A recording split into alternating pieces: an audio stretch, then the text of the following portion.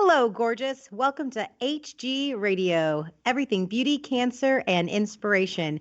Here is your co founder and host, Kim Becker. Hello, gorgeous. Thank you for joining us today. I'm your host, Kim Becker, and this is Hello, Gorgeous, everything beauty, cancer, and inspiration on Society Bites Radio, social interaction for the mind and soul. Our guest today is Darlene Brown. Darlene was called upon to be a full-time caregiver for her terminally ill husband, Christopher. She had to quickly step up to care for Chris for his ALS disease that ravaged his body, leaving him paralyzed and speechless at the age of 49. Darlene is a recent widow, mother of 6 adult children, grandmother and great-grandmother. She was the caregiver to her elderly mother with cardiac issues and cancer. She is a former substitute elementary school teacher and instructional assistant in the South Bend Community School District. She has always had a passion for helping others and advocating for children. Darlene attended college studying business, and she pursued an elementary education degree after deciding to follow her dream. Then enjoyed traveling and continues to do so, packing a sense of humor as a "we can do this" attitude. It was a new world for them as a caregiver and an ALS warrior. The local NBC affiliate, WNDU anchor Maureen McFadden, featured a special segment titled Beyond the Ice Bucket Challenge, a local couple's journey with ALS. Darlene refused to this part of their lives as a journey as she continues to advocate for individuals and families affected by terminal diseases and the caregiving community. She is also known by her nickname, the Queen of Pea. The title was lovingly bestowed on her upon her by Chris. Hi, Darlene, and welcome to the show. Hi, Kim. How are you today? I'm good. It's a good day. I was going to say, preparing for this has been a little emotional, but I'm really happy to be able to share this gift of caregiving with the community. Well, and so just to kind of let our listeners know, you and I have talked several times on the phone. However, we've never actually met in person. And we share a common bond, which is the whole caregiving. And it was funny then when I was preparing for this show, this is where I wanted to go with it. I really wanted to do an episode on caregiving because it sometimes can be a very thankless job, but yet it's the best job in the world when you get to care for your loved ones until the very end.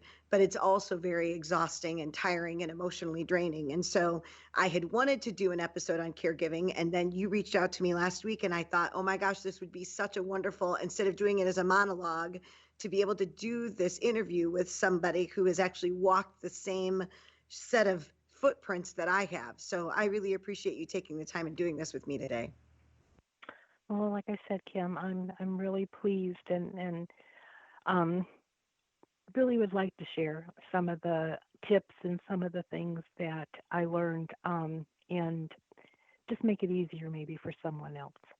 I agree. And that's what makes the world go around. Not everybody is like that, but I appreciate your willingness to be able to share because it can be a tough job. And so even just little hints and tips can help somebody.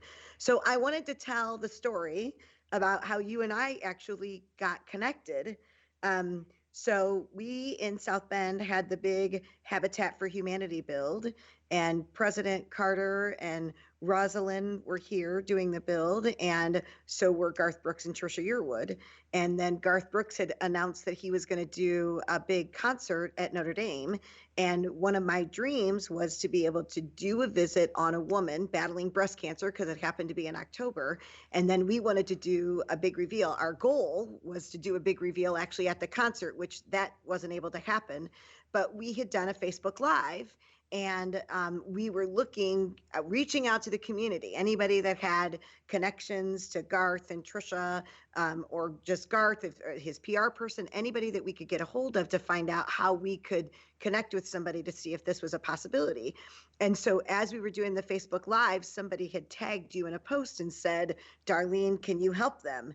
And so you had some connections that allowed us to get where we needed to be. We didn't actually do the reveal on stage, but we were able to do a makeover on a woman battling breast cancer. And her reveal that day was a meet and greet with Garth Brooks right before his concert. So tell a little bit about that and the connection. And then I'll tell you how, because of you, I got an opportunity to meet Garth and Trisha, and they knew who I was because of you. Um, Chris and I have always been huge Trisha Yearwood fans, and we traveled to see her in a lot of different states and a lot of different venues. And she started with the cooking show and having cookbooks. And one day he came home. It was just a couple of weeks before we noticed that he was starting to get sick, and told me, he said, "We're going to Milwaukee tomorrow." And since we live in Granger, Indiana, I kind of looked at him and said, "Wow." And he said, "Trisha's doing a meet and greet, and for a small amount, we can get her cookbook and she'll sign it, and we have a photo op opportunity." And he says, "But I want to take her something special." And he said, "I want to take her a coffee can full of flowers." So I went ahead and prepared for him a silk flower arrangement of Gerber daisies, white Gerber daisies, in a coffee can. And off we went to Milwaukee for the meet and greet. And that was our initial time that we met her.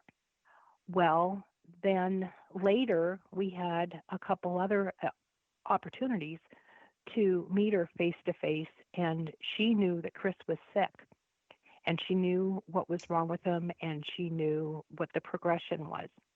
And so when I heard that they were coming to the Mishawaka area, and at that point he was already declining to the point where he wasn't able to travel any longer, with the help of hospice and with the help of the Dream Foundation, which grants dreams to adults, similar to Make-A-Wish, we were able to reach out to her, and we were able to tell her how close we were, and also to arrange to see if she could come and visit him. And she did.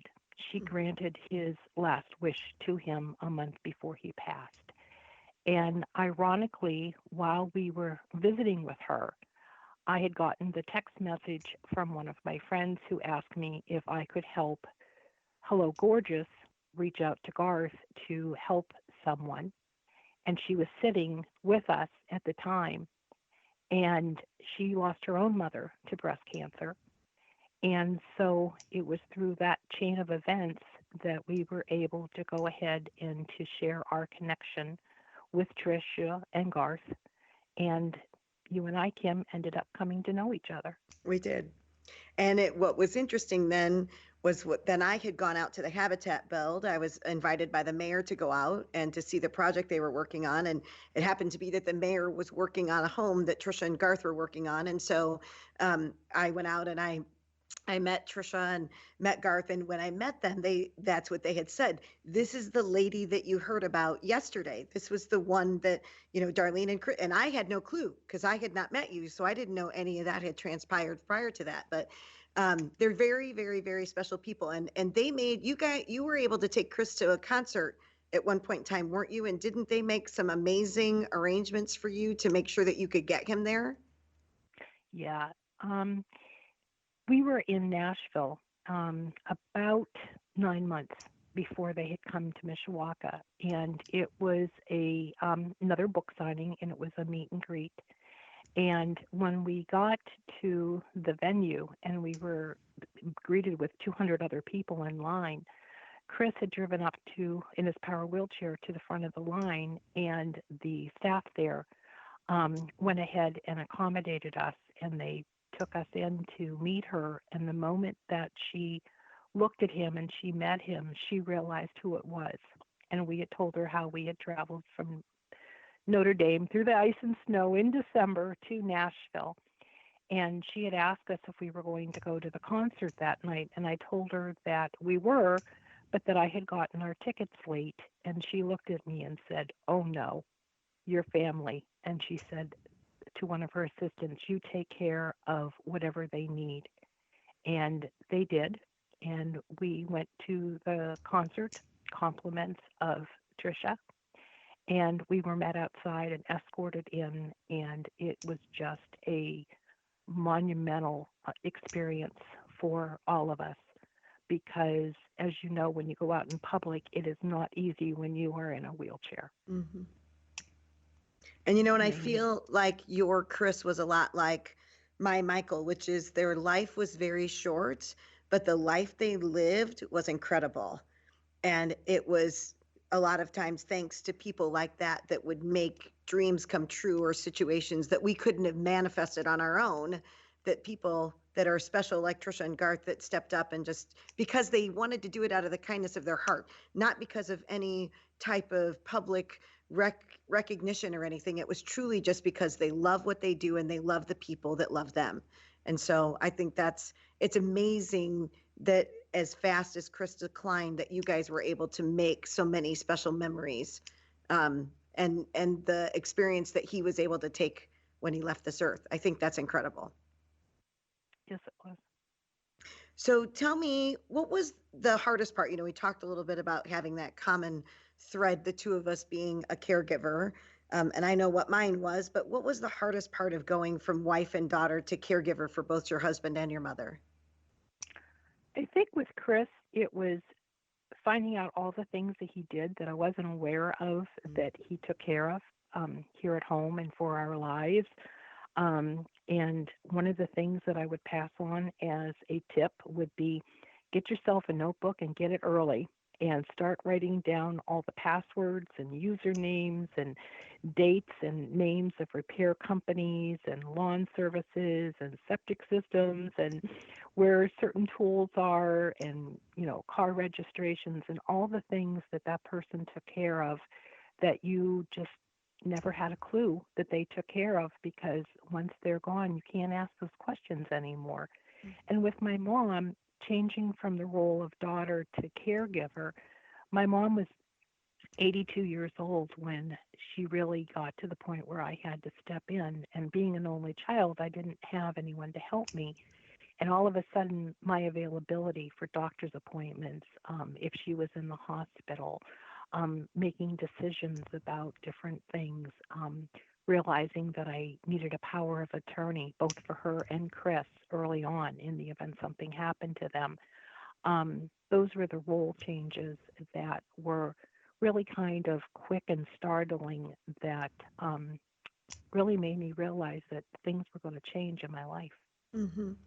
And that's difficult too. Like you said, your calendar used to be filled with, school programs and shuffling kids here and there and, fun vacations. And all of a sudden it's dominated now by just that, doctor's appointments. And it does change. It does shift, but you have to be in that right mindset, because it would be very easy to be very bitter about this life or this hand that you've been dealt. And so I think that a lot of these things, these tips, the notebook is brilliant. As soon as you can, if to start writing all of that stuff down, because when they are not there to ask anymore, I think that's a really, really, really good tip. What is something else that you wish somebody would have told you in the beginning that would have made this process or this transition a little easier? First of all, just relax and breathe. And things can get very overwhelming, and that worrying is wasted energy. It doesn't solve anything, and it steals precious time, and you need a clear head, and you need the sleep that you can get to keep your energy level up and keep your emotions sometimes in check. And normal is different for everyone. And the disease sometimes can dictate your daily routines. But Chris used to remind me all the time when things would get overwhelming, nothing lasts forever. Mm-hmm.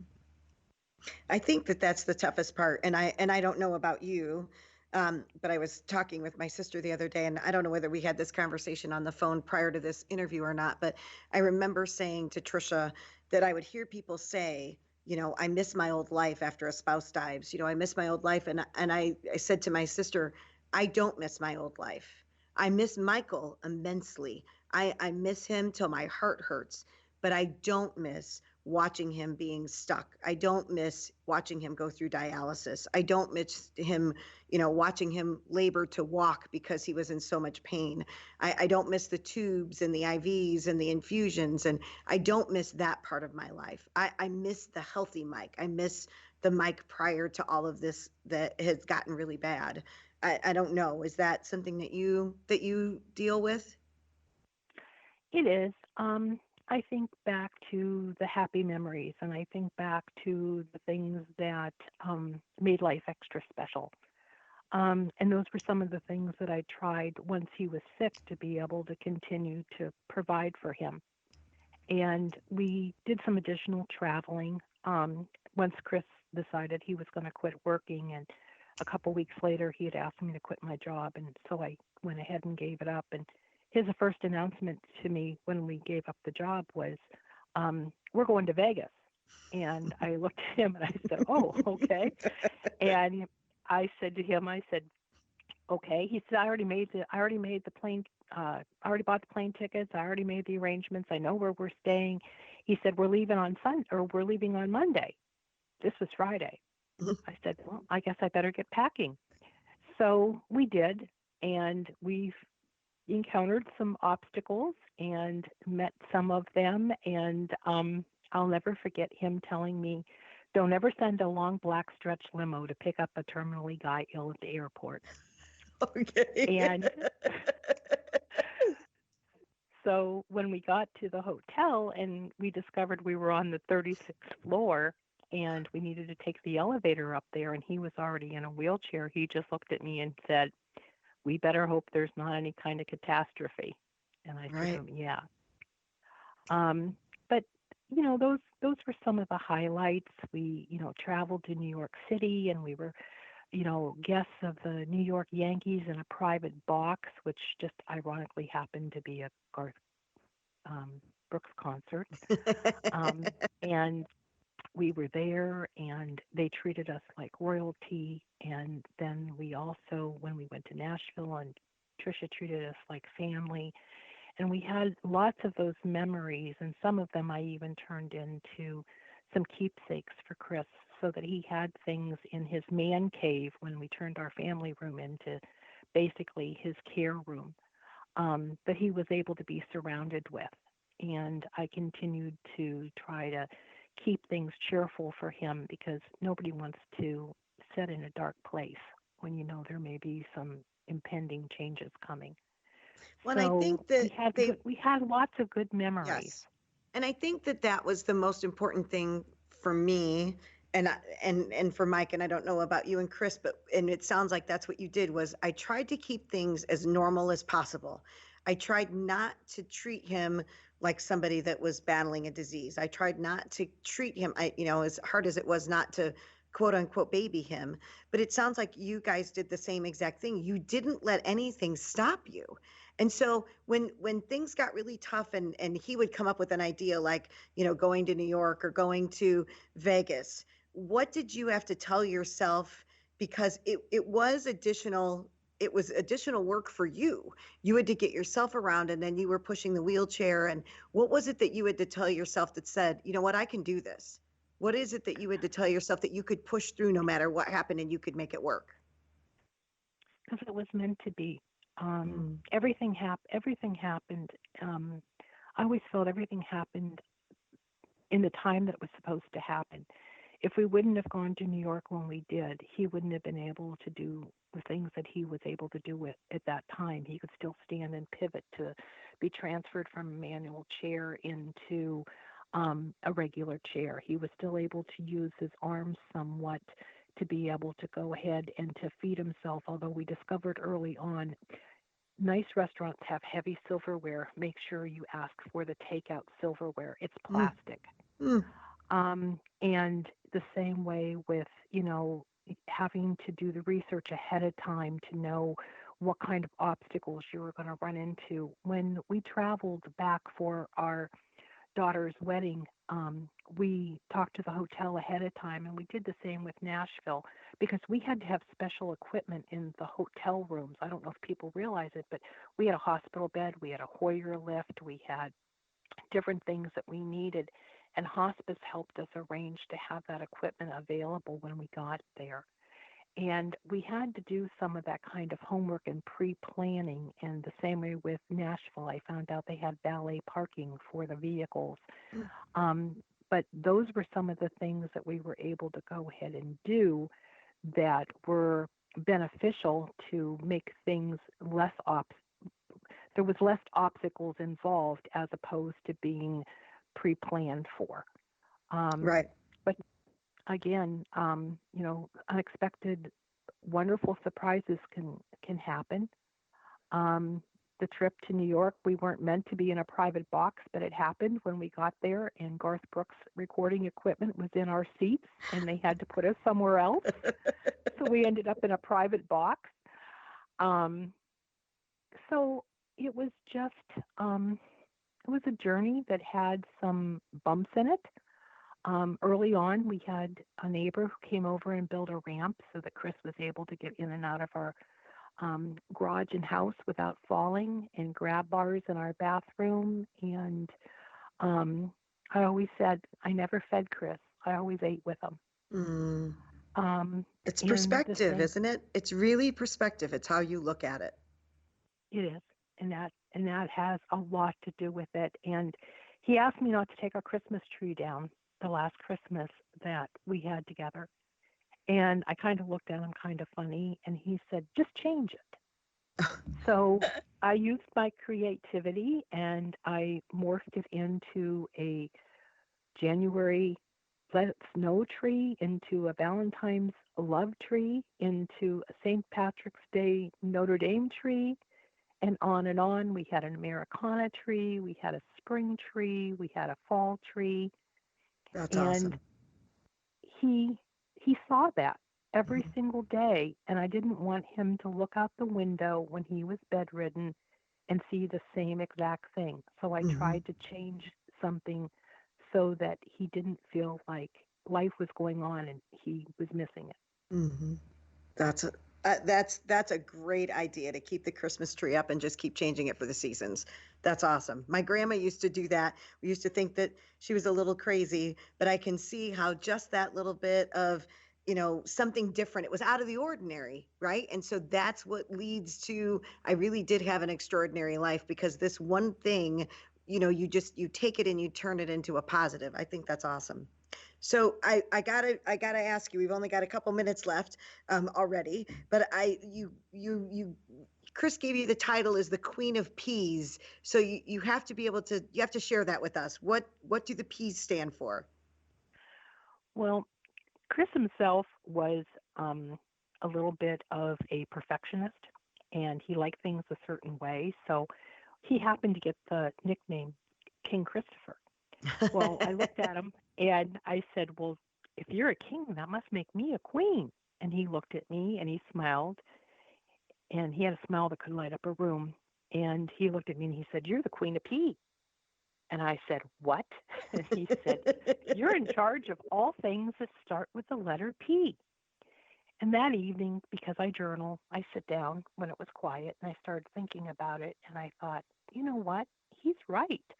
I'm in charge of the pets and the pills and the pillows and the positioning and the provisions and the planning and the praying.